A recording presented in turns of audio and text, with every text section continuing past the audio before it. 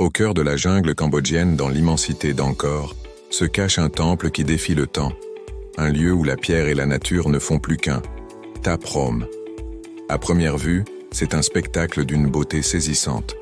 Des racines colossales, semblables aux tentacules d'une créature mythique, enlacent les murs, s'insinuent dans les fissures et semblent fusionner avec les sculptures anciennes. Mais derrière cette image digne d'une carte postale, se cache une histoire bien plus sombre. Une légende murmurée à voix basse par les habitants. Celle de la malédiction de Ta Prohm. Ce temple a été érigé à la fin du XIIe siècle par le puissant roi Khmer, Jayavarman VII. Il ne l'a pas construit pour sa propre gloire, mais comme un hommage vibrant à sa mère, transformant ce lieu en un monastère et une université bouddhiste prospère. Imaginez un instant l'agitation qui devait y régner.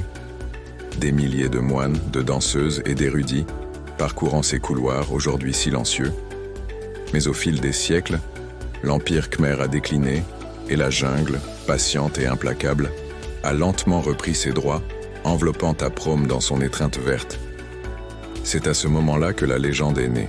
Les anciens disaient que quiconque tenterait de déplacer les pierres sacrées du temple verrait son destin irrémédiablement bouleversé. Mais attention, cette malédiction ne viendrait pas de la colère du roi défunt, non. Elle émanerait des esprits de la forêt, les gardiens primordiaux qui veillaient sur ce lieu bien avant que la première pierre ne soit posée. On raconte que chaque arbre qui enlace le temple abrite un esprit, un protecteur silencieux qui observe les visiteurs et juge leurs intentions. Toucher aux pierres, c'est les défier. De nombreuses légendes locales narrent les mésaventures de ceux qui ont ignoré cet avertissement. L'une des plus célèbres parle d'un groupe d'explorateurs étrangers, venus au début du XXe siècle, bien avant que le tourisme de masse ne découvre Angkor.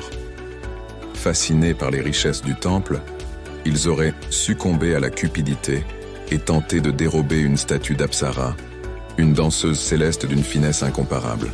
Le soir même, alors qu'ils préparaient leur butin, le ciel s'est assombri subitement. Un orage d'une violence inouïe, comme la région n'en avait jamais connu, s'est abattu sur leur campement.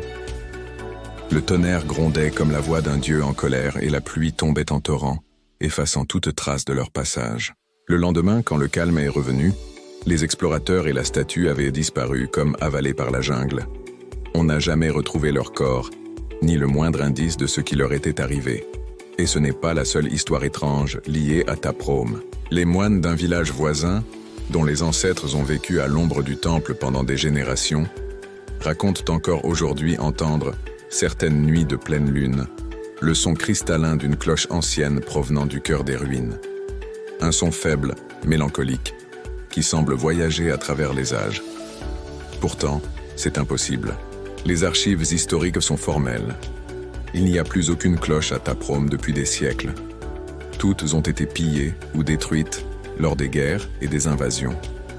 D'où vient alors ce son fantôme? Serait-ce un écho du passé, une manifestation des esprits qui hantent encore ces lieux? En parcourant les galeries obscures de Ta Prohm, on ne peut s'empêcher de sentir une atmosphère particulière.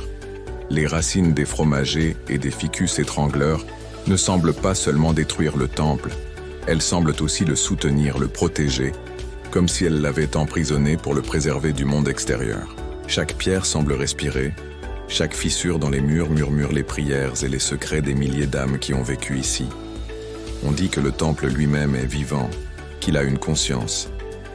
Cette idée est renforcée par les témoignages de nombreux visiteurs. Certains jurent avoir vu des ombres fugitives danser dans leur champ de vision, des silhouettes sombres qui disparaissent dès qu'on essaie de les fixer. D'autres rapportent avoir entendu des chuchotements indistincts dans une langue ancienne, ou même leur propre nom murmuré par une voix désincarnée. Mais que l'on soit sceptique ou croyant, tous ceux qui pénètrent à Ta Prohm ressentent la même chose. Une présence, une énergie palpable, une force ancienne qui ne dort jamais et qui vous observe en silence. Le temple semble choisir à qui il se révèle. Pour certains, ce ne sera qu'un magnifique tas de ruines envahi par la végétation. Pour d'autres, ce sera une expérience spirituelle profonde, une connexion avec quelque chose qui les dépasse. On raconte même que ceux qui approchent le temple avec respect et humilité peuvent parfois apercevoir, dans le jeu de lumière à travers les feuilles, des visages sereins sculptés par la nature sur les racines des arbres. Finalement, Taprom est bien plus qu'un simple temple en ruine. C'est un gardien de la mémoire, un pont entre le monde des hommes et celui des esprits. Sa malédiction n'est peut-être pas une punition, mais plutôt une protection. Un avertissement pour que l'homme se souvienne de sa place face à la puissance de la nature et à la profondeur du temps. Alors, la prochaine fois que vous verrez une photo de ce lieu iconique, souvenez-vous qu'il ne s'agit pas seulement de pierres et de racines. Merci d'avoir exploré cette légende avec nous. Si les mystères des civilisations anciennes vous fascinent, n'oubliez pas de vous abonner et d'activer la cloche pour ne manquer aucune de nos prochaines aventures. À bientôt.